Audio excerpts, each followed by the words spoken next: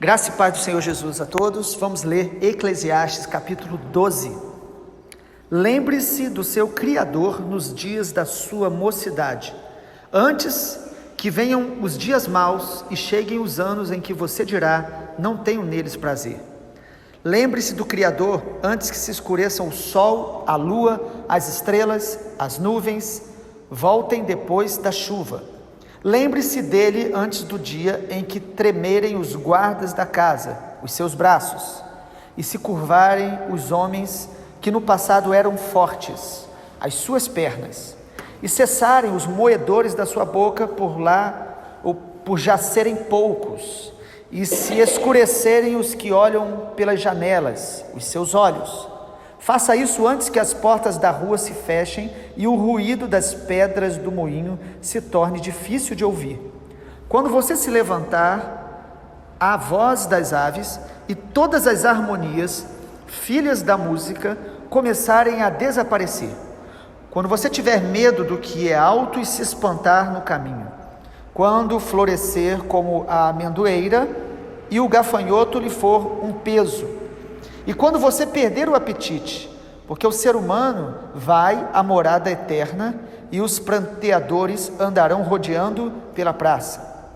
Lembre-se do seu Criador, antes que se rompa o fio de prata e se despedace o copo de ouro e se quebre o cântaro junto à fonte e se desfaça a roda junto ao poço e o pó volte à terra de onde veio e o espírito volte a Deus que o deu.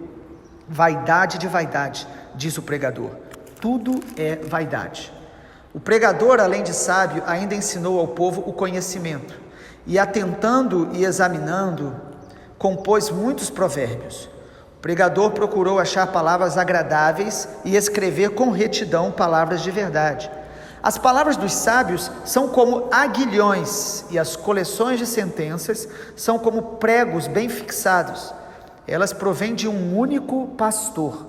Além do mais, meu filho, leve em conta o seguinte: não há limite para fazer livros, e o muito estudar é enfado da carne. De tudo que se ouviu, a conclusão é esta: tema a Deus e guarde os seus mandamentos, porque isto é o dever de cada pessoa, porque Deus há de trazer a juízo todas as obras, até as que estão escondidas, quer sejam boas, quer sejam más. O último capítulo de Eclesiastes, ele é concluído com uma verdade absoluta, que o temor de Deus é o essencial para a nossa vida. O mais importante na vida, o propósito da vida, é uma vida de temor a Deus. Diante, então, do que Eclesiastes nos mostrou, as injustiças, as desigualdades, os enigmas da vida que nós não entendemos, diante de tudo que a gente viu até aqui, a palavra de Deus em Eclesiastes é: a vida só é plena quando nós entendemos que o propósito da vida é o temor a Deus. É importante entender o que é temor, porque há pessoas que pensam que temor é somente um medo. Temor, biblicamente falando, é um relacionamento com Deus de honra e obediência. Por isso lá no Salmo 25, do versículo 12 ao 14, diz que aquele que teme a Deus, Deus vai o ensinar o caminho, ou seja, relacionamento. E ainda no Salmo 25 diz que o temor do Senhor é o princípio da sabedoria, mas no sentido de que o Senhor revela a sua intimidade aos que o temem. O Salmo 25 diz isso. A intimidade com Deus, ela é para aqueles que o temem, aos quais o Senhor vai revelando a sua aliança. Deus vai se revelando quanto mais temor há no nosso coração. Ou seja, temor não é medo de Deus, pensar num Deus que é sempre duro, que está de alguma forma querendo nos punir, não é isso. O temor é reconhecer a glória de Deus, a santidade de Deus, e isso nos faz buscá-lo, honrá-lo e obedecê-lo. E o capítulo 12 de Eclesiastes nos mostra como nós podemos realmente praticar o temor a Deus. Como eu revelo o temor a Deus? Primeiro, honrando e servindo ao Senhor desde a minha juventude. Olha o que diz o versículo 1: lembre-se do seu Criador nos dias da mocidade. Geralmente, quando a gente é jovem, a gente quer aproveitar ao máximo, fazer tudo, ter prazer, e é uma tendência do coração humano ficar adiando, dizendo: quando eu for mais velho, eu busco a Deus, eu paro tudo para poder servir mais a Deus. O Senhor está mostrando aqui que quando nós temos temor de Deus, nós vamos aprender a honrá-lo desde a nossa juventude. Quantas crianças já estão aprendendo a temer a Deus desde nova? Isso é tão bom, isso é tão maravilhoso. Honrar ao Senhor. Por que a juventude? Quanto mais cedo, melhor. Graças a Deus, alguns, às vezes, pela misericórdia, encontram ainda esse relacionamento com Deus um pouco mais tarde. Deus é um Deus de misericórdia, mas o chamado de Deus é que quanto mais cedo, melhor. Honrar ao Senhor, conhecer ao Senhor, servir ao Senhor. Porque o jovem tem força, tem mais tempo. Por exemplo, a pessoa solteira, ela tem oportunidades que ela nunca mais terá, porque a vida de solteiro é para servir ainda mais intensamente a Deus, com prazer e alegria, e é isso que o Senhor está dizendo: lembre-se do Senhor lá na sua mocidade, até porque se você não se lembrar, você vai colher coisas ruins depois. Se você pegar a sua juventude para fazer tudo o que você quer, viver no pecado, sem temor de Deus, o texto diz que vão chegar os anos em que você dirá: não tenho neles prazer. Ou seja, o temor de Deus nos faz honrar ao Senhor desde a mocidade. Em segundo lugar, o temor de Deus, ele é revelado também quando nós temos consciência e nos preparamos para os dias maus que nós vamos enfrentar na vida. Então eu revelo esse temor entendendo o seguinte: que por mais que eu seja jovem hoje, o tempo não para, eu vou envelhecer, eu vou ter dificuldades na vida, eu vou passar por dias maus, tanto eu pessoalmente, minha família, pessoas perto de mim, vão passar situações difíceis, que vão exigir de mim o quê? Uma vida firmada em Deus, consciente de Deus, para que eu possa enfrentar isso da melhor maneira. Então o texto mostra isso de maneira muito clara. No versículo 2 diz: lembre-se do seu Criador, antes que se escureçam o sol, a lua, as estrelas, e as nuvens voltem depois da chuva. Ele está mostrando que aquilo que a gente enxerga de tão claro, de tão bom na nossa juventude, o tempo vai passando e nós vamos nos enfraquecendo, nós vamos perdendo força física, os nossos olhos vão enxergando menos, nossas forças dos braços, das pernas vão diminuindo. Você percebeu isso? Como que a partir do versículo 3 o Senhor nos fala sobre isso? Ele fala: olha, os guardas da casa vão começar a tremer, e ele diz que são os nossos braços, nós vamos perdendo a força. Ele fala isso sobre se curvarem os homens que no passado eram fortes, e ele fala que são as nossas pernas que eram mais fortes. A tendência então, irmãos, ainda que a gente busque ter qualidade de vida, é que nós vamos perdendo mesmo força, vamos perdendo percepções. Ao invés disso nos entristecer, nos abater, quando eu temo ao Senhor, eu vou estar consciente de que este envelhecimento, ele é natural, e que eu tenho que estar preparado para os dias que vão vir.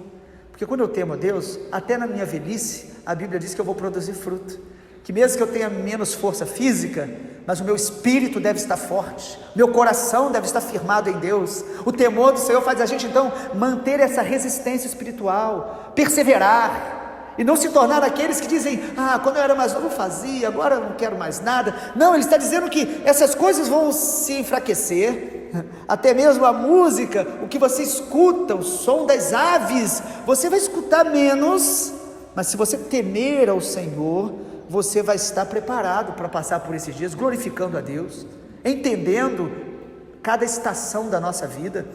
E ele diz aqui que o final de todos nós está no versículo 7, o pó vai voltar à terra, de onde veio, e o Espírito volta a Deus que o deu.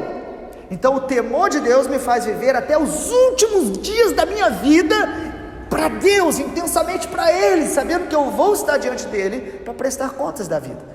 Só o temor do Senhor nos faz perseverar até o fim. Em terceiro lugar, irmãos, que coisa maravilhosa, o temor de Deus me faz também investir mais naquilo que é eterno. Versículo de número 7, ou melhor, versículo 8, vaidade de vaidade, diz o pregador, tudo é vaidade. A gente pensa que só a pessoa que gosta de se arrumar muito que é vaidosa. A gente geralmente limita a vaidade às pessoas, né, que investem muito na aparência. Mas na verdade o texto é claro, tudo é vaidade. Às vezes nós fazemos até coisas que são boas, coisas que não são pecados, mas o texto está dizendo que é vaidade. Salomão então volta ao tema lá do capítulo 1, 2, e que Eclesiastes tanto fala. O que o Senhor está dizendo, irmãos, é que na vida nós vamos fazer muitas coisas e devemos fazer. Nós compramos, nós viajamos, nós nos alegramos, nós festejamos, e isso faz parte da vida. Mas quando a Bíblia diz que tudo é vaidade, ela está nos chamando ao temor de Deus, dizendo, sabe o quê? Que nós devemos nos dedicar mais àquilo que é eterno, porque vaidade na Bíblia não é só uma aparência mais cheia de beleza, cheia de investimento naquilo que é visível. Vaidade na Bíblia tem a ver com algo que é vazio, vão, como um sopro que vai passar, ou seja, que é transitório, efêmero, não é eterno. Irmãos, nós devemos viver para o que é eterno. E o que é eterno? O eterno é a palavra de Deus, eterno é a salvação das almas, eterno é viver na presença de Jesus, é a palavra dele que deve ser vivida, praticada, e eu devo investir uma vida naquilo que eu vou colher na eternidade. A Bíblia diz que aquele que semeia na carne colherá corrupção, destruição, desgastes, mas o que semeia no Espírito Santo vai colher vida eterna. Aquilo que você semeia aqui para a salvação de pessoas, a sua vida de oração, isso vai ter colheita na eternidade. A sua intimidade com Deus, o teu tempo dedicado à obra de Deus, à obra missionária, o Senhor vai nos dar colheitas eternas. Então o temor de Deus me faz não me apegar às coisas passageiras, não amar profundamente aquilo que vai passar, mas amar o que é eterno, investir no que é eterno. Tudo que não for feito para a eternidade, a Bíblia chama de vaidade. Vai passar, vai ficar aí, mesmo que seja muito dinheiro, muitas construções de casas, muitas obras maravilhosas, tudo isso vai passar, mas aquilo que é eterno permanece para sempre. Isso nos faz entender uma coisa, irmãos: quanto mais temor de Deus na nossa vida, mais nós vamos aprendendo a renunciar os excessos da nossa vida. Todos nós temos uma batalha contra coisas que se tornam excessos na nossa vida, muitas coisas que vão roubando o nosso tempo, nos sufocando. Então, se eu tenho o temor de Deus, eu vou aprendendo a sempre estar renunciando os excessos para ter uma vida focada, dedicada mais intensamente ao que é eterno. Em quarto lugar, irmão, o temor de Deus também vai nos levar a uma vida que discipula, que ensina a outras pessoas. Olha que interessante, versículo 9: o pregador, além de sábio, ainda ensinou ao povo o conhecimento, e atentando e examinando, compôs muitos provérbios. Não basta ser sábio, aprender, saber as coisas. Nós precisamos estar transferindo legados, ensinando a outros, discipulando a outros. O temor de Deus me faz querer, irmãos, ter uma vida que frutifique, que sirva a outros, que ensine aquilo que eu estou aprendendo de Deus, uma vida que pense mais no próximo, ou seja, vencer todo egoísmo, ou até a soberba de achar que eu sei, eu tenho, mas não servir ao outro. O pregador, além de sábio, ele ensina a outros. Isso é maravilhoso, sabe, irmãos? Uma forma da gente praticar o temor é a gente sempre estar preocupado com o crescimento do outro, o amadurecimento do outro, para que o outro esteja aprendendo, discipulando pessoas perto da gente, ensinando as pessoas a servir a Jesus, a amar a Jesus. E nós ensinamos isso não apenas com palavras, mas sobretudo com a nossa própria vida, também ensinando com palavras, também instruindo. Perceba que o temor de Deus me faz ensinar a outros, e da maneira mais clara e agradável. No versículo 11 diz isso, né? No versículo 12, ou melhor, primeiro vamos ler o versículo 10. O pregador procurou achar palavras agradáveis e escrever com retidão as palavras de verdade. O temor de Deus me faz querer ensinar o que é reto, não buscando agradar as pessoas e nem buscando distorcer para que eu tenha vantagem no que eu ensino, mas falando o que é verdade e de maneira mais agradável possível, porque eu quero que as pessoas aprendam a palavra de Deus. Mas não só isso, olha o outro aspecto do versículo de número 11: as palavras dos sábios são como aguilhões, e as coleções de sentenças são como pregos bem fixados. Perceba que o temor de Deus me faz ensinar as pessoas com palavras adequadas, agradáveis, mas também estimulando as pessoas a crescer, a mudar. Esses aguilhões falam daquelas palavras que nós temos que dar uns aos outros, dizendo: olha, saia deste caminho, mude esse comportamento, estimulando o outro a crescer, a amadurecer. O temor de Deus não me deixa quieto, calado, quando eu vejo alguém que está de alguma forma atrofiada em uma área da vida dela, mas eu vou procurar ensinar com a palavra agradável, mas também encorajando, estimulando, exortando, para que aquela pessoa cresça e tenha mudanças. E em último lugar, irmãos, o temor do Senhor, sobretudo, me faz estar atento à voz de Deus, manter sempre os ouvidos, o coração, atentos à voz de Deus, porque nós ouvimos com o coração. Olha o versículo 11, a palavra do Senhor diz: as palavras dos sábios são como aguilhões, e as coleções de sentenças como pregos bem fixados. Elas provêm de quem? De um único pastor.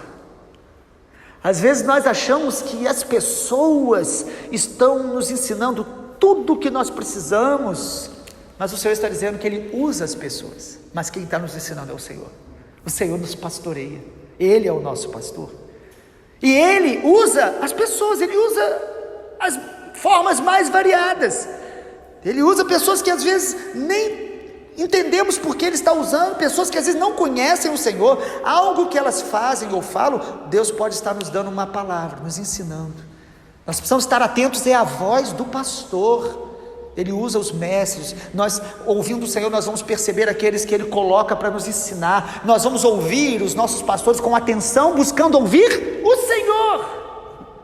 Não apenas ouvir o homem, mas o pastor. Jesus é o nosso pastor, Ele nos ensina. Então o temor me faz sempre estar buscando ouvir o que o Senhor está querendo falar comigo, o que o Espírito Santo está dizendo à igreja, o que Deus está falando neste momento. Nós temos que buscar isso, irmãos. Deus fala de muitas maneiras, mas nós precisamos estar atentos. Por que nós precisamos estar atentos? Porque por aquilo que está escrito no versículo 12. Olha que importante: além do mais, meu filho, leve em conta o seguinte: não há limite para fazer livros, e o muito estudar é enfado da carne. Que revelação, irmãos! Quantos livros são escritos todos os dias? Quanto conhecimento! E hoje, nesta era do conhecimento acessível a todos, onde as pessoas podem ler o tempo todo tudo que está sendo escrito e falado, o Senhor está dizendo a gente: não deixe que as outras vozes distraiam o seu coração da voz de Deus. Não se encha, sobrecarregue de estudo e leituras que vão sobrecarregar tanto a sua mente que você não vai discernir mais a voz de Deus. E o muito estudar é enfado da carne, é obra da carne, achando que a gente tem que saber sobre tudo, informar-nos sobre tudo. Irmãos, o estudo é uma bênção, a Bíblia nos estimula a estudar. O apóstolo Paulo, em 2 Timóteo, ele está no finalzinho da vida dele, ele pede para Timóteo levar para ele livros, mas sobretudo os pergaminhos, a palavra de Deus. Ou seja, é importante ler, é importante estudar, mas a sobrecarga e o achar que ler sobre tudo e saber sobre tudo vai nos tornar mais felizes, mais reconhecidos, mais, de alguma forma, no controle da situação. Isso é engano. Nós precisamos estar ouvindo o que o Senhor está falando conosco. Ou seja, nós não devemos ler tudo, nós devemos até ao ler perceber o que Deus está nos encaminhando a ler, ao conhecimento que Ele está trazendo até nós, que nós devemos buscar, mas sempre, irmãos, fugindo das muitas vozes que vão competir com a voz de Deus no nosso coração. E por que tudo isso? Versículo 13: de tudo que você ouviu, a conclusão é esta: tema a Deus, guarde os seus mandamentos, porque isto é o dever de cada pessoa que Deus forma e cria.